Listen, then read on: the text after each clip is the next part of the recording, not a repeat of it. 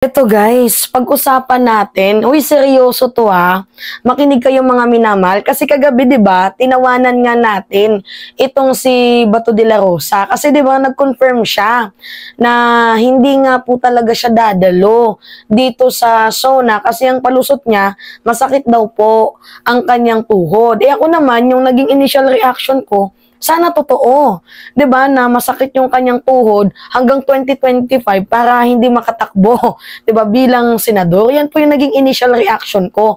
At parang ang OA naman. Parang 'di ba pambata yung kanyang palusot na hindi siya a-attend dahil masakit ang kanyang tuhod. Ano palang petsa ngayon?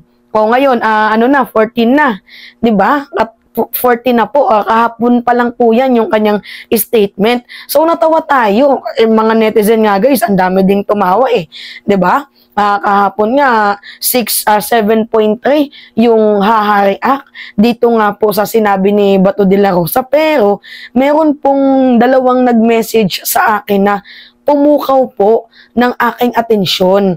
Kasi sabi sa akin ng isang nag-message, Mima, wag mong pagtawanan yung statement ni Bato. Baka hindi talaga sila atin kasi yun yung utos ni Sara Duterte, lalo pat nabanggit yung designated survivor, baka gawin nga nila na atakihin yung SONA ni President Marcos. Uy guys, napaisip ako. Sabi ko, pwedeng ganun Pwedeng ganun na pwedeng hindi. Nag-overthink lang ako guys, no?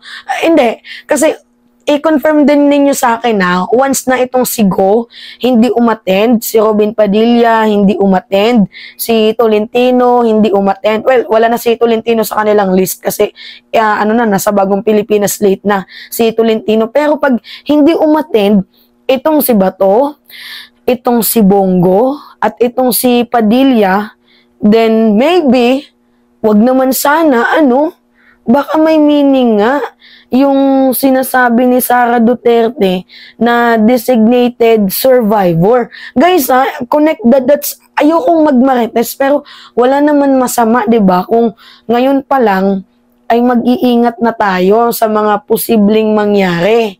Walang masama, guys. Kasi, seryosohin man natin sa hindi, itong naging statement ni Sara Duterte, wala naman mawawala kung mag-iingat tayo. Kasi mantakin nyo, di ba, ano yung kwento dito sa designated survivor, di ba? Mayroong isang maliit na tao sa lower house na nandoon sa isang gilid na nagtago. Hindi, doon lang siya sumiksik. Tapos, binomba nga yung tawag dito, yung house habang ginagawa po yung SONA ng presidente, at nadali din po yung vice presidente including the House Speaker, yung nasa Supreme Court, yung Congress, lahat po sila nadali at isa lang po yung natira. Alam niyo naman yung kwento, no, ng designated survivor. So, 'di ba, kahapon nung isang araw na content din natin sa inyo na itong iniwang kataga ni Sara Duterte, pwedeng may meaning. Pwedeng may meaning na pwedeng bad joke niya lang. Pero kasi meron silang nakikita naman natin yung pattern nila, 'di ba? Na hunger for power na talaga sila. Kumbaga gigil na sila sa ating presidente. So, basically, pwede nilang gawin 'yun. 'Di ba? Tapos ipapadaan nila sa ibang tao, 'di ba? To the point na para malinis na wala silang kasalanan, hindi silang gagawa, papagawa nila sa ibang tao. Pwedeng ganun. Pero guys, yung sinasabi ko dito, tama nga naman na hindi ko dapat pinagtawanan yung sinabi ni Bato de la Rosa na masakit daw ang kanyang tuhod na palusot para hindi siya maka-attend dito sa SONA. Kasi pwedeng maging connect the dots na lang natin, 'di ba? Kung hindi atin si Go, si Padilla, then maybe parang gano'n na nga yung indication, pero wag naman sana. Wag naman sana. Wag naman sana. Pero grabe, no? Na lang ako, napukaw lang po talaga yung aking atensyon. Kayo guys, ano yung ninyo?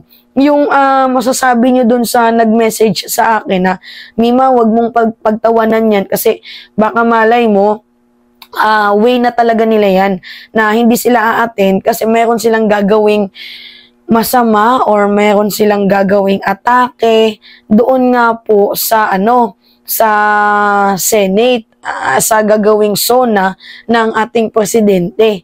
Wag naman sana, pero yung akin dito, nakakababoy nga naman din na hindi a-attend itong si Bato tapos yung reason niya ganyan lang.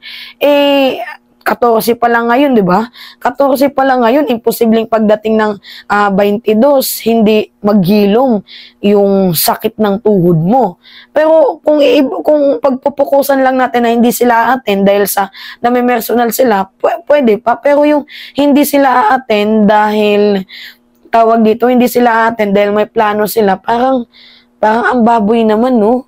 Hindi guys, totoo, parang naanuhan ako, nahipokrituhan ako sa kanilang mga pinanggagawa. Alam nyo Bato de la Rosa, Sara Duterte, trabaho lang, walang personalan.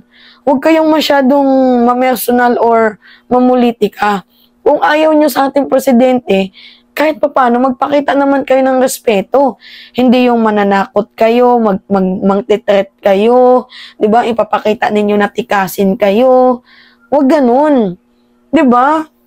Nire-respeto kayo ng ating presidente despite na hindi niyo siya nire-respeto. Di ba? Itong si Sara Duterte, umaten sa mga maisog rally, pero dito sa SONA, hindi a-attend. Tapos magjo-joke pa ng nakakatakot na joke na I am designated survivor, na parang tila baga may pinapahiwatig na papasabugin ang SONA ni President Marcos. Anyway, umattend man kayo sa hindi din naman yun kawalan.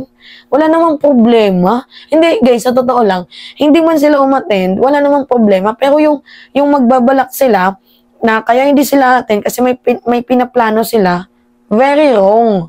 'Di ba? Kaya guys, mag-ingat tayo. Dapat dagdagan ng PNP, ng SAF, ng military forces, ang security. Dapat higpitan nila yung seguridad. Yung talagang kasi nakakabahala to. Whether it is joke or trip lang nila, 'di ba? Bad joke to pangit to na biro. Lalo pat itong si Bato, dumano na din na hindi din a-attend. So, parang nabibigyan ng meaning. 'Di ba mga minamahal? Parang nabibigyan ng meaning itong hindi pag-attend ni Bato de la Rosa. So, tingnan natin kung pati itong si Go at itong si Padilla ay hindi din a-attend, then maybe baka nga, 'di ba, may posibilidad na may plano tong mga to. Alam nyo, yung nagiging indication lang talaga nito, masyado silang uhaw sa kapangyarihan. Yun lang. Oo, uhaw kayo sa kapangyarihan kasi feeling nila, hindi na talaga sila aabante sa 2028. Kaya ang gagawin na lang nila, i-assassinate. Kung sakali, di umano. Huwag naman sana. 'Di ba? Itong si President Marcos, pwedeng ganun Pwedeng ganun. Anyway, grabe, ang baboy. Anyway, it's me again guys, si Mima Alicia nyo, at nagbabalik ulit para sa ating panibagong video.